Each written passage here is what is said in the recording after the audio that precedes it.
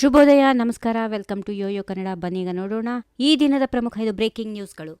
JDS ರಾಜ್ಯಾಧ್ಯಕ್ಷರ ಆಯ್ಕೆಯನ್ನು ಮುಂದಿನ April ತಿಂಗಳ ಒಳಗೆ ಚುನಾವಣೆ ಮೂಲಕ ನಡೆಸುವ ನಿರ್ಧಾರವನ್ನು ಜೆಡಿಎಸ್ ಕೈಗೊಳ್ಳಲಿದೆ ಎಂದು ಕೇಂದ್ರ ಸಚಿವ ಹಾಗೂ ಪಕ್ಷದ ರಾಜ್ಯಾಧ್ಯಕ್ಷ ಎಚ್.ಡಿ. ಕುಮಾರಸ್ವಾಮಿ ತಿಳಿಸಿದರು. ರಾಜ್ಯಾಧ್ಯಕ್ಷ ಸ್ಥಾನಕ್ಕೆ ಯಾರನ್ನು ಆಯ್ಕೆ ಮಾಡಬೇಕು ಎನ್ನುವುದರ ಬಗ್ಗೆ ಈ ಸಭೆಯಲ್ಲಿ ಚರ್ಚೆಯಾಗಿಲ್ಲ. ಪಕ್ಷದ ದ್ವೈವಾರ್ಷಿಕ ಸಾಂಸ್ಥಿಕ ಚುನಾವಣೆ, ಸದಸ್ಯತ್ವ ಅಭಿಯಾನ ಚುರುಕುಗೊಳಿಸುವುದು, ಜಿಲ್ಲಾ ಮತ್ತು ತಾಲೂಕಾ ಪಂಚಾಯಿತಿ ಚುನಾವಣೆ ತಯಾರಿ ಹಾಗೂ ಪಕ್ಷ ಸಂಘಟನೆ ವಿಷಯಗಳ ಬಗ್ಗೆ ಸಭೆಯಲ್ಲಿ ಮಹತ್ವದ ನಿರ್ಧಾರಗಳನ್ನು ತೆಗೆದುಕೊಳ್ಳಲಾಗಿದೆ ಎಂದು ಎಚ್.ಡಿ. ಕುಮಾರಸ್ವಾಮಿ ಹೇಳಿದರು.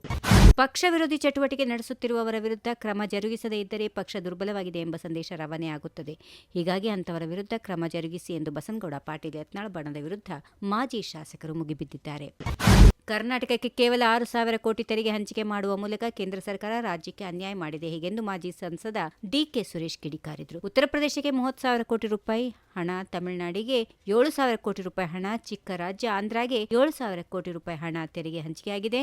ಆದರೆ ಕರ್ನಾಟಕಕ್ಕೆ ಕೇವಲ 6,000 ಕೋಟಿ ಕೊಟ್ಟು ಅನ್ಯಾಯ ಮಾಡಿದೆ ಎಂದು ಮಾಜಿ ಸಂಸದ ಡಿ.ಕೆ. ಸುರೇಶ್ ವಾಗ್ದಾಳಿ ನಡೆಸಿದ್ದಾರೆ.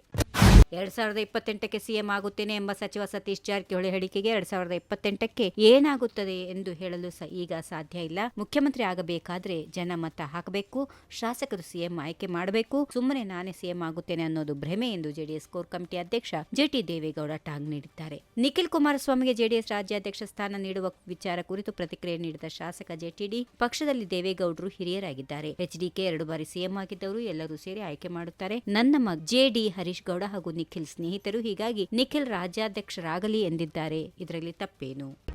ಕೆಪಿಸಿಸಿ ಅಧ್ಯಕ್ಷ ಹುದ್ದೆ ಬೇಕೆಂಬ ಉದ್ದೇಶ ನನಗಿಲ್ಲ, ಆದರೆ ಕೊಟ್ಟರೆ ತೆಗೆದುಕೊಳ್ಳುತ್ತೇನೆ. ಸೋಮವಾರ ನಡೆಯುವ ಕಾಂಗ್ರೆಸ್ ಶಾಸಕಾಂಗ ಪಕ್ಷದ ಸಭೆಯಲ್ಲಿ ಅಧ್ಯಕ್ಷತೆ ಬಗ್ಗೆ ತೀರ್ಮಾನವಾಗಲಿದೆ ಎಂದು ಸಹಕಾರಿ ಸಚಿವ ಕೆ.ಎನ್. ರಾಜಣ್ಣ ತಿಳಿಸಿದರು. ಡಿಕೆಶಿ ಹೇಳಿಕೆಗೆ ಪ್ರತಿಕ್ರಿಯೆ ನೀಡಿದ ಸಚಿವರು, ಅವರು ತಮ್ಮ ಅಭಿಪ್ರಾಯ ಹೇಳಿದ್ದಾರೆ, ಅದರಲ್ಲಿ ತಪ್ಪೇನಿದೆ? ಪಕ್ಷದ ತಳ ಸಮುದಾಯವನ್ನ ವಿಶ್ವಾಸಕ್ಕೆ ತೆಗೆದುಕೊಂಡು ಪಕ್ಷ ಸಂಘಟನೆ ಮಾಡಬೇಕು ಎನ್ನುವ ಉದ್ದೇಶ ನನ್ನದು.